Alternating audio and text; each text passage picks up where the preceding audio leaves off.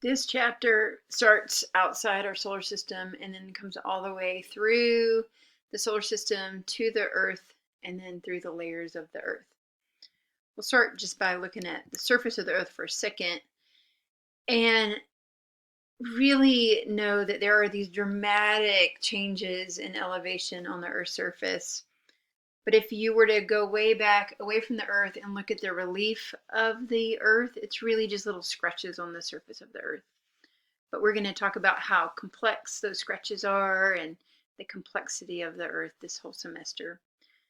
Now, let's go to the outside of our solar system and know that the interstellar space, so interstellar between stars, has very, very low density, 1 atom per liter. So a liter, there's an atom in each liter.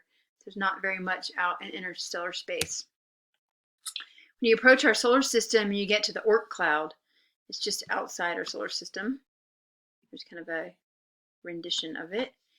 It has specks and flakes and balls of ice, and it's probably like the leftover bits that didn't kind of the outside of the nebula that didn't turn into planetesimals, didn't become a comet, didn't become a little baby planet, dwarf planet, just the leftovers from the formation of our solar system, left over from the Big Bang. That's the Oort cloud. So it's water, carbon dioxide, ammonia, methane, ice, and it's a little bit more dense, right, than interstellar space. Now we're coming in and we get to the heliosphere. The heliosphere is that sphere at which like the sun is really affecting that space. It's the outer edge of the solar system. It's where there is solar wind. Put my face over the top of that now. Heliosphere.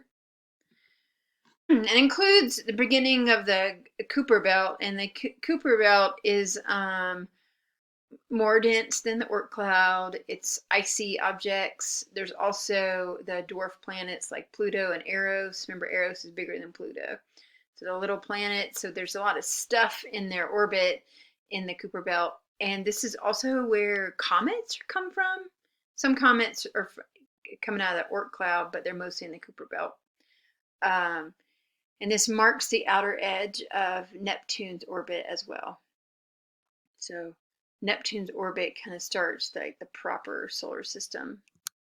Right now we're into interplanetary space, so where the planets are in interplanetary space, way denser than interstellar space.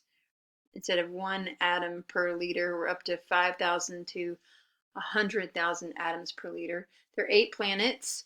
We have those outer giant planets and the inner smaller rocky planets. The giant planets, Neptune and Uranus, are mostly ice.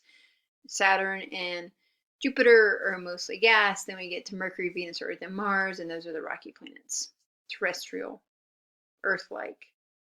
Between Jupiter and Mars, there's the asteroid belt, where there's lots of leftover rocky material from the formation of our solar system, like the planet that never formed.